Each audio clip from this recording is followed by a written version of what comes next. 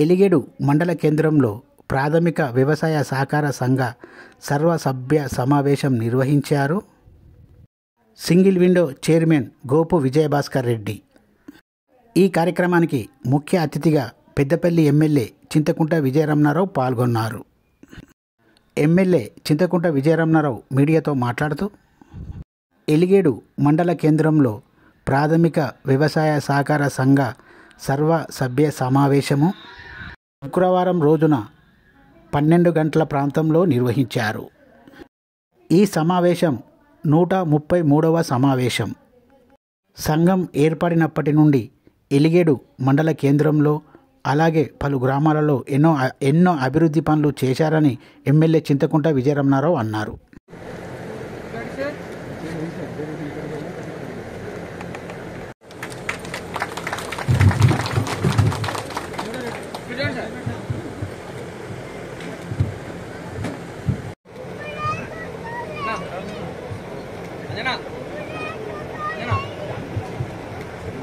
చీమలపేటలో గ్రామంలో నూతనంగా గోదాం నిర్మాణం ఒకటి, ఆడిట్ సర్టిఫికేట్ గత సంవత్సరం ఆడిట్ సర్టిఫికేట్ ఆమోదం గురించి ఒకటి, గత 6 నెలలుగా జమా ఖర్చుల ఆమోదం గురించి, దాని రిపేరు మరియు ప్రహరీ గోడ నిర్మించడానికి ఇంకా ఇతరుల అధ్యక్ష వారి అనుమతితో రైతు సోదరుల కోరుతున్నాము.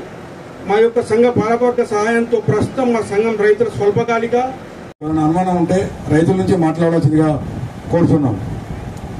రైతులు ఎవరైనా మాట్లాడచ్చు.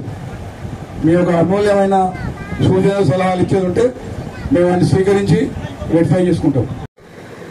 ఎందుకంటే ఇప్పుడే నివేదిక చూసిన పర్ఫార్మెన్స్ చాలా బాగుంది. ఎందుకంటే కొత్త గోదాముల నిర్మాణంతో పాటు చాలా గ్రామాలలో ప్రభుత్వ భూములు ఎక్కడెక్కడైతే ఉన్నాయో అక్కడ ప్యాడీ ప్రొక్యూర్మెంట్ కు సింగిల్ విండో సొసైటీ ద్వారా ప్యాడీ ప్రొక్యూర్మెంట్ చేసుకునేటువంటి ఏర్పాట్లను చాలా వరకు కూడా చేసుకోవడం జరిగింది.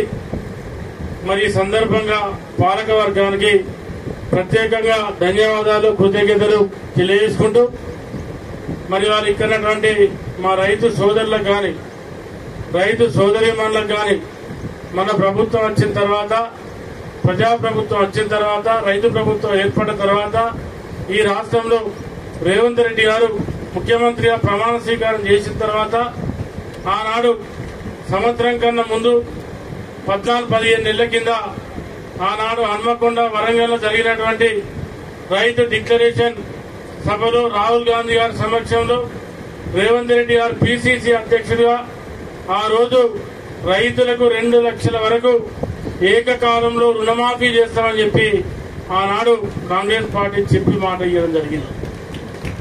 మరి ఇచ్చినటువంటి మాట ప్రకారంగా ఇవాళ రైతులకు 2 లక్షల రుణమాఫీ కార్యక్రమానికి శ్రీకారం చుట్టి ఇప్పటి వరకు 2 లక్షల వరకు ఉన్నటువంటి రైతులకు రుణమాఫీ చేయడం కూడా జరిగింది. ఇంకా చాలా మందికి ఇంతకుముందు ఏదైతే రేషన్ కార్డు లేనటువంటి రైతులకు కానీ ఆధార్ కార్డు నంబర్ తక్కువటువంటి రైతులు కానీ ఈ రాష్ట్రంలో ఇంకా 5.5 లక్షల మంది రైతులు ఉన్నారు. వాటితో పాటు